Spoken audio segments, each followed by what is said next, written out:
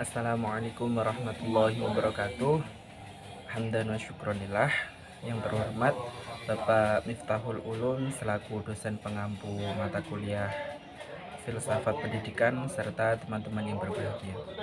Baik, saya Dimas Bayu Setiawan, nomor NIM 2022100025 akan mempresentasikan terkait konsep aliran filsafat pendidikan, eksistensialisme dan implikasinya terhadap kurikulum dalam pendidikan. Untuk poin yang pertama yaitu pengertian eksistensialisme. Secara umum, eksistensialisme merupakan suatu aliran filsafat yang lahir karena ketidakpuasan beberapa filosof terhadap filsafat pada masa Yunani hingga modern, seperti protes terhadap rasionalisme Yunani, khususnya pandangan spekulatif tentang manusia. Intinya adalah penolakan untuk mengikuti suatu aliran, penolakan terhadap kemampuan suatu kumpulan keyakinan, khususnya kemampuan sistem, rasa tidak puas terhadap filsafat tradisional yang bersifat dangkal, akademik, dan jauh dari kehidupan. Juga pemberontakan terhadap alam yang impersonal yang memandang manusia terbelenggu dengan aktivitas teknologi yang membuat manusia kehilangan hakikat hidupnya sebagai manusia yang bereksistensi. Eksistensialisme itu apa? Eksistensialisme adalah filsafat yang mengandung segala gejala yang dengan berpangkal kepada eksistensi. Pada umumnya, kata eksistensi berarti keberadaan. Tetapi di dalam filsafat eksistensialisme, ungkapan eksistensi mempunyai arti yang khusus. Eksistensi adalah cara manusia berada di dalam dunia. Kata eksistensi berasal dari kata ex, artinya keluar, dan sistensi, yang diturunkan dari kata kerja sisto, atau berdiri, menempatkan. Oleh karena itu, kata eksistensi diartikan manusia berdiri sebagai diri sendiri dengan keluar dari dirinya. Yang kedua, sejarah eksistensialisme. Istilah eksistensialisme dikemukakan oleh ahli filsafat Jerman, itu Martin Heidegger, 1889 sampai 1976. Eksistensialisme adalah merupakan filsafat dan akar metodologinya berasal dari metode fenomenologi yang dikemukakan oleh Husserl 1859 sampai 1938. Munculnya eksistensialisme berawal dari ahli filsafat Kierkegaard dan Nietzsche. Kierkegaard berasal filsafat Jerman 1813 sampai 1820. Filsafatnya untuk menjawab pertanyaan bagaimana aku menjadi seorang individu. Hal ini terjadi karena pada saat itu terjadi krisis eksistensial atau manusia melupakan individualitasnya. Kierkegaard menemukan jawaban untuk pertanyaan tersebut. Manusia atau aku bisa menjadi individu yang autentik jika memiliki gairah, keterlibatan, dan komitmen pribadi dalam kehidupan.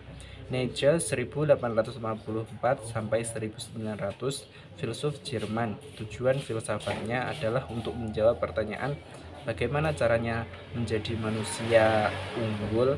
Jawabannya, manusia bisa menjadi jika mempunyai manusia bisa menjadi unggul jika mempunyai keberanian untuk merealisasikan diri secara jujur dan berani.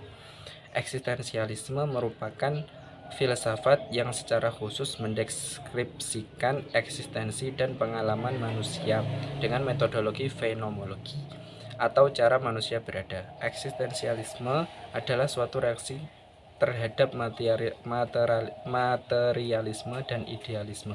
Pendapat materialisme bahwa manusia adalah benda dunia, manusia itu adalah materi, manusia adalah suatu yang ada tanpa menjadi subjek.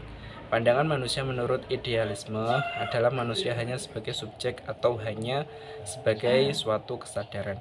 Eksistensialisme berkeyakinan bahwa paparan manusia harus berpangkalkan eksistensi, sehingga aliran eksistensialisme penuh dengan lukisan-lukisan yang konkret. Eksistensialisme menempatkan manusia sebagai objek, artinya sebagai yang menyadari, sedangkan benda-benda yang disadarinya adalah objek. Untuk poin yang ketiga yaitu implikasi aliran filsafat pendidikan eksistensialisme terhadap kurikulum dalam pendidikan. Karena pusat pembicaraan eksistensialisme adalah keberadaan manusia dan pendidikan itu sedikit hanya dilakukan oleh manusia, maka tampaklah jelas bahwa terdapat hubungan antara eksistensialisme dengan pendidikan. Pendidikan dan eksistensialisme bersinggungan satu sama lain dalam masalah-masalah yang sama, yakni manusia. Dan karena setiap individu dipandang memiliki kebutuhan dan perhatian yang spesifik berkaitan dengan pemenuhan kebutuhan dirinya, maka dalam menentukan kurikulum tidak ada kurikulum yang pasti dan yang ditentukan berlaku secara umum. Eksistensialisme menilai kurikulum berdasarkan pada apakah hal itu memiliki kontribusi pada pencarian individu akan makna dan muncul dalam suatu tingkatan kepekaan personal yang disebut kebangkitan yang luas. Pengembangan kurikulum yang berlandaskan eksistensialisme akan menekankan pada individu sebagai sumber pengetahuan tentang hidup dan makna, dan untuk memahami kehidupan seorang mesti memahami dirinya sendiri. Kurikulum eksistensialisme akan mencakup pengalaman-pengalaman dan subjek-subjek yang mengantarkan mereka pada kebebasan individu dan pilihan pribadi. Eksistensialisme mengutamakan kurikulum liberal yang merupakan landasan bagi kebebasan manusia. Kebebasan memiliki aturan-aturan, oleh karena itu di sekolah harus diajarkan pendidikan sosial untuk mengajar respek, rasa hormat terhadap kebebasan untuk semua. Einstein berpendapat bahwa paham rekonstruktivisme juga memiliki tautan pada aliran eksistensialisme. Oleh sebab itu, pengembangan kurikulum yang berlandaskan filosof rekonstruksionisme tidak lepas juga dari pengaruh filsafat eksistensialisme, di mana dalam kurikulum ini sangat menekankan pada peradaban manusia masa depan. Di samping menekankan tentang perbedaan individual seperti pada progresisme, rekonstruktivisme lebih jauh menekankan tentang pemecahan masalah, berpikir kritis, dan sejenisnya. Aliran ini mempertanyakan untuk apa berpikir kritis, memecahkan masalah, dan melakukan sesuatu.